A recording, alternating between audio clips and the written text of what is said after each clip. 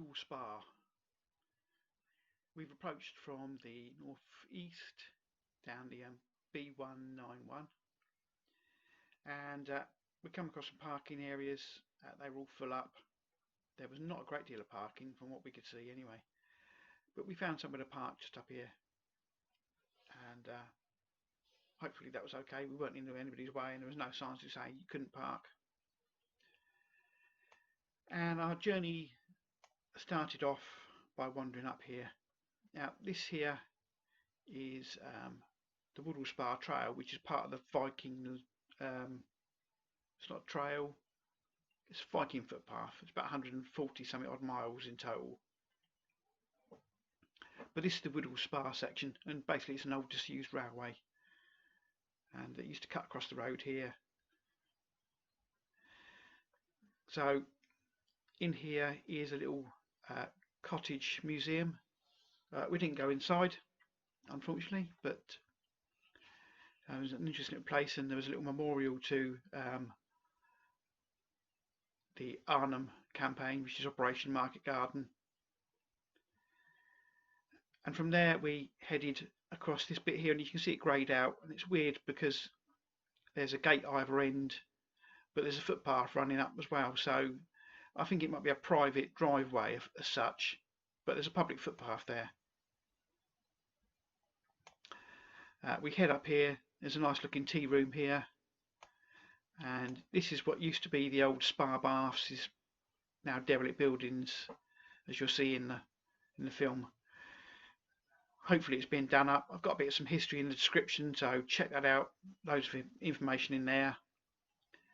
And you got the Cinema in the Woods, or cinema. So our little journey takes us back down, and this time we come all the way down to the main road. Some loads of lovely little shops down here. This church here, just outside, there's another information board. So we poodled on down here, and somewhere about here I think there was Lancaster Hotel. We just stopped in for a meal. Come on down. There's an old station building here.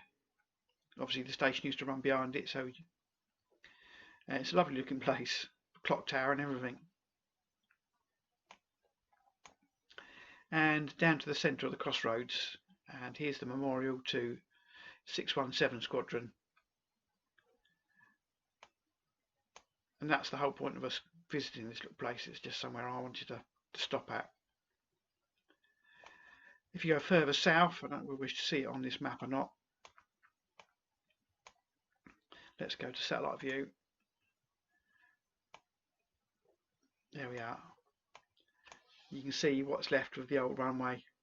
There's the long runway, which went right up to about there, I think. And there's one of the crosses of the A, and there would have been another one running down here. So that was the original airfield of Woodhall Spa. This museum.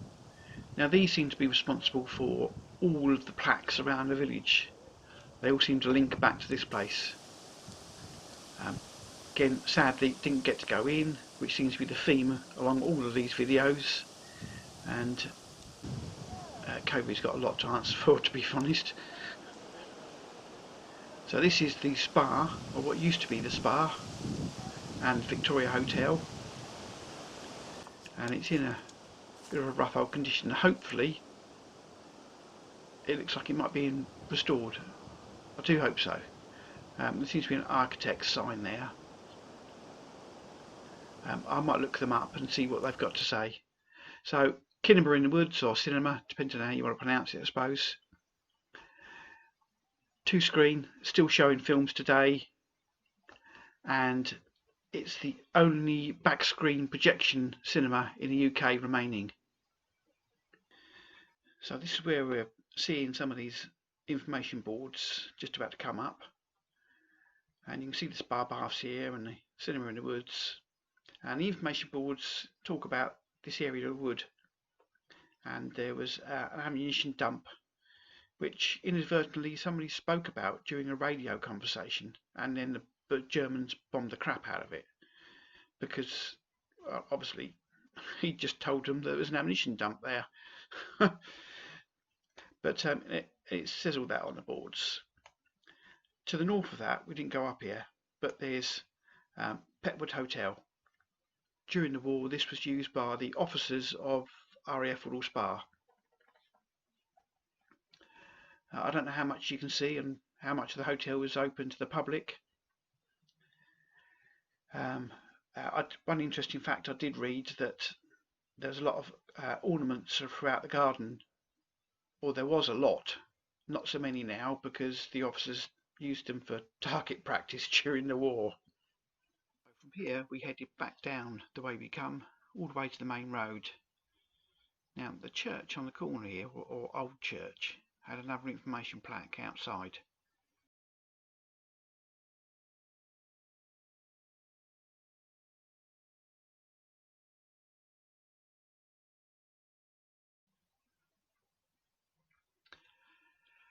So heading down the road, we wandered a little way, and there was this petrol station stroke cafe. I just loved the pumps outside. Just across the road there was the Lancaster Inn, and these pictures were on the walls on the inside because we had a meal there. I couldn't help but take a couple of photographs.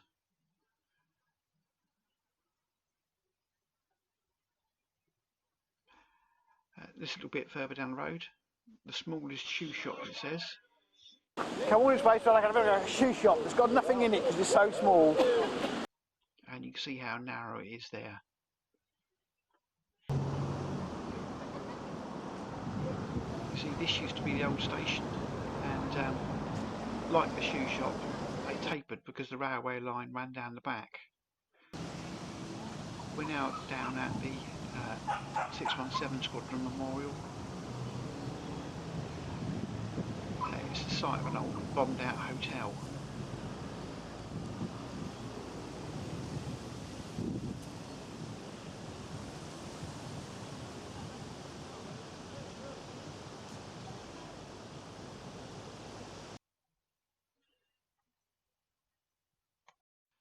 So this memorial wall hosts the names of all those that lost their lives from 617 Squadron. And it's quite a few.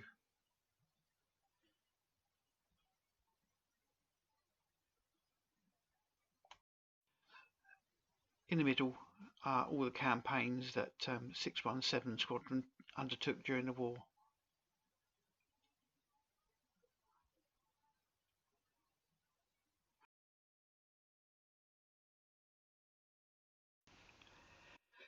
This is a bit more information about the grounds and the hotel that stood here.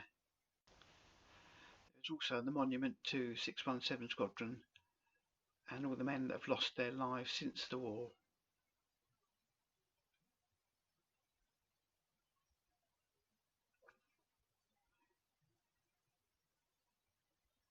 Across the road, and cemetery and an information plaque that I entirely missed. So, having visited Woodhall Spa, we're going to take you to RAF Strudbury, I think that's how it's pronounced, and a quick look round this site. A lot of information in the description. Again, another A-class runway, a larger A on this one though.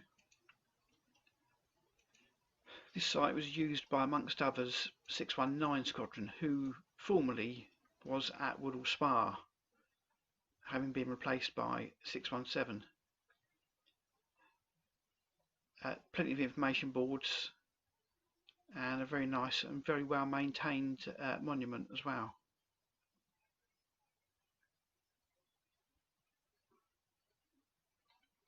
No information to say who any of these people were, sadly.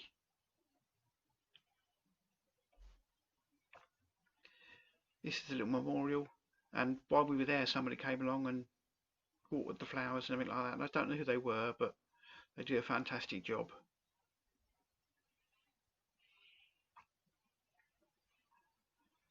Now, we only visited the side of the runway that's got the taxiway. There's plenty more to the site.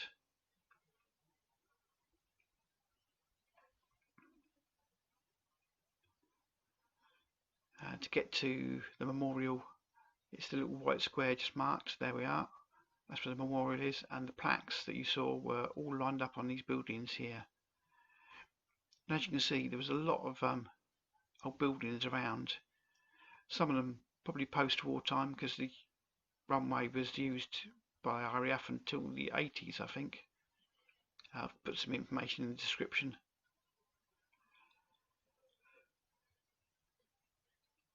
But they're in various states of decay, shall we say.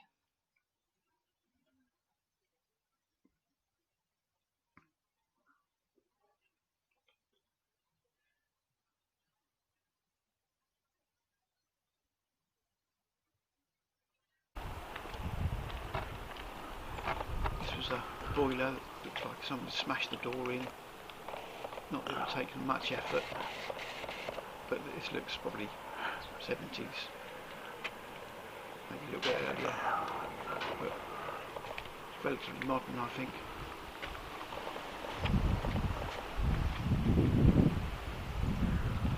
Quite how these worked, I don't know. The red light came on if the power was cut. Not sure.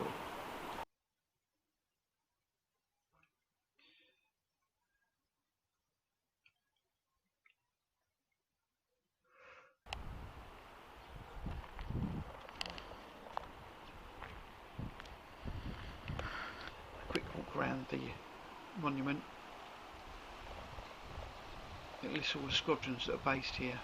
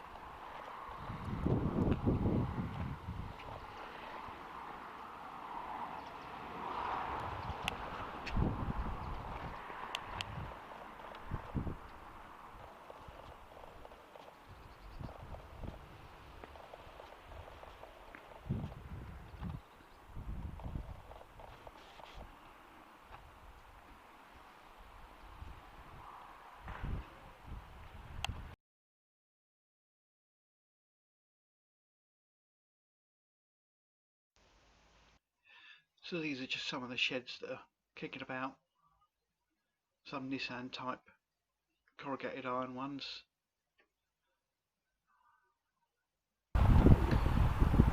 Some buildings are completely gone altogether by the looks of it.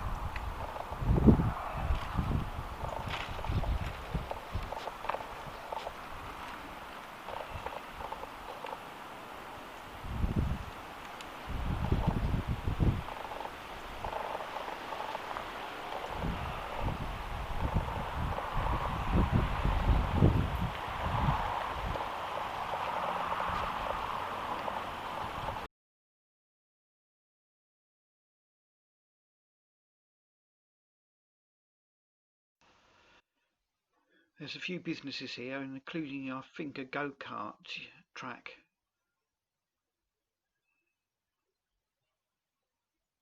The site's still used for gliders, I believe.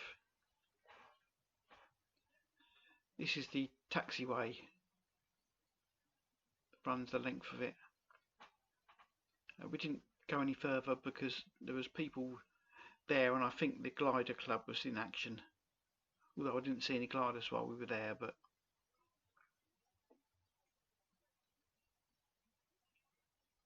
the control tower very much looks like it's in use every day.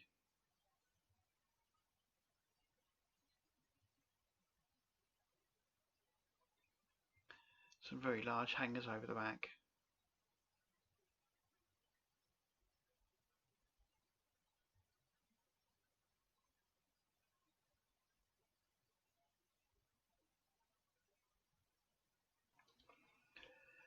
So from here we visited another RAF base, RAF Manby this time. Really there was not a lot to see. It has gone pretty much.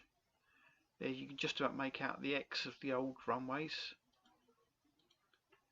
and barracks, which did eventually also barrack up the squadrons that were in the other RAF base at Stodbury.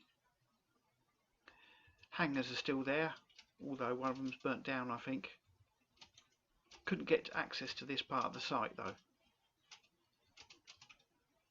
There was a large fence separating the barracks bit from the hangars. So we had a quick drive round here, and I've got to apologise, the driving round is absolutely atrocious, but there really isn't that much to see anymore.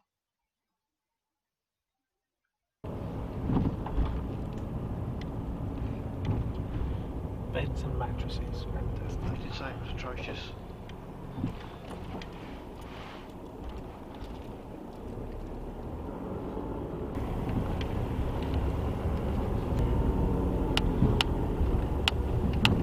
So clearly this used to be the old parade ground.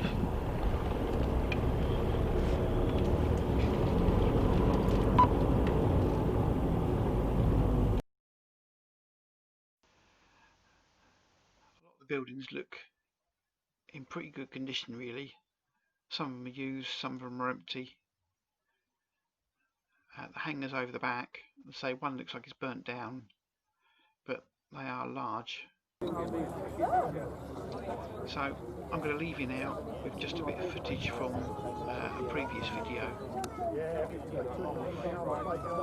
of flight joined by the Canadian Flying Lancaster.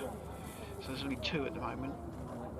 There are plans afoot at the moment for a third to be flying soon. Whether I'll ever get a chance to see all three of them together, I don't know, but I'll leave you these bits of film anyway. Thanks for watching, please subscribe.